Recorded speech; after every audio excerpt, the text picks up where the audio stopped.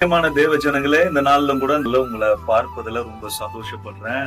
நிறைய நேரங்கள்ல நம்ம ரொம்ப ஆண்டவருக்காக ஓடி இருப்போம், உழைச்சிருப்போம், ஆண்டவருக்காக நிறைய கொடுத்திருப்போம், உதவி செஞ்சிருப்போம், சபையை கட்டி கொடுத்திருப்போம், அதுக்காக நிறைய காரியங்களை விதைச்சிருப்போம். ஆனா பாருங்களேன், கர்த்தருக்கு காத்திருந்து எனக்கு என்ன கிடைச்சிச்சு? ஆண்டவருக்காக நான் இவ்வளவு செஞ்சேன், அவ்வளவு செஞ்சேன், இப்படி செஞ்சேன். நான் பாருங்க, ஆண்டவர் என்னை கைவிட்டுட்டேன் அப்படின்ற நிறைய வார்த்தைகள் இன்னைக்கு அங்கங்க பரவலா அப்படியே பரவிட்டு இருக்கு. இந்த வசனத்தை உங்களுக்கு காண்பித்து கொடுக்குறேன், எடுத்து படிங்க பார்க்கலாம். ஏசாயா 40:31. கர்த்தருக்கு காத்திருக்கிறவர்களே புது பலன் அடைந்து கழுகுகளைப் போல செட்டைகள் அடித்து எழும்புவார்கள். அவர்கள் ஓடினாலும் இலைப்படையார்கள், நடந்தாலும் சோர்ந்து போகார்கள்.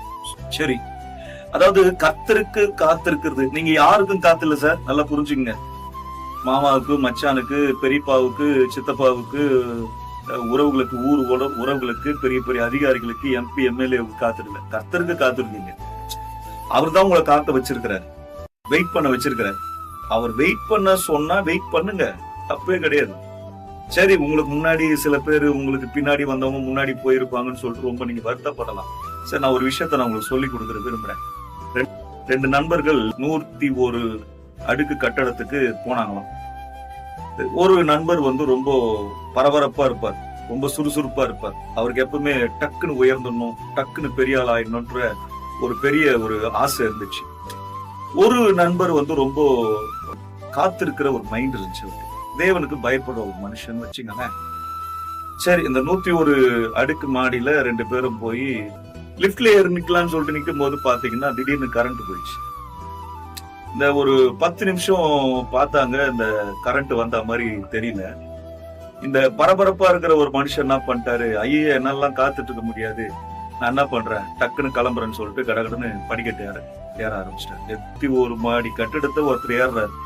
எவ்வளோ அவருக்கு காத்திருக்க முடியாத ஒரு நிலைமை இருக்குது பாருங்க.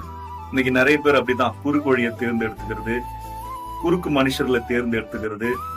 இவங்களால இவங்க என்ன உயர்த்துவாங்க, அவங்க என்ன உயர்த்துவாங்கன்னு சொல்லி அவங்க பின்னாடி ஓடுறது. காத்திருங்க. இவர் 5 மாடி ஏறுறதுக்குள்ள கரண்ட் வந்துச்சு. கரண்ட் வந்தா என்ன நடக்கணும் உங்களுக்கு தெரியல. லிப்ட் திறந்துச்சு, லிப்டுக்குள்ள போனாரு. காத்திருந்தவரு ஒரு பட்டனை தட்டினாரு. வித்தன் செகண்ட்ல அவர் மேல போய் ஒரு 5 மாடி ஏறதுக்குள்ள அவர் 101வது மாடிக்கு போயிட்டாரு. இதுதான் சார் விஷயம். கர்த்தர் காக்க வச்சிருந்தாருன்னா நம்மளுக்கு லிப்ட் மாதிரி உயர்வு. மனுஷனை பார்த்து நீங்க ஓடுனீங்கன்னா நம்மளுக்கு ஸ்டெப் உயர்வு தான். அதனால ஸ்டெப் உயர்வு போறது தப்பு இல்ல, பட் காத்துருங்க. கர்த்தர் அவருடைய கரத்தில் இருக்கிறவங்கள லிப்ட் மாதிரி உயர்த்திடுவாரு, உங்களை கூட உயர்த்துவாருன்னு சொல்லி நான் விரும்புறேன். என்ன நினைக்கிறீங்க? நீங்க விசுவாசிக்கிறீங்களா? அப்போ உங்களுக்கு தான் இந்த வசனம். May God bless you. ஆமீன்.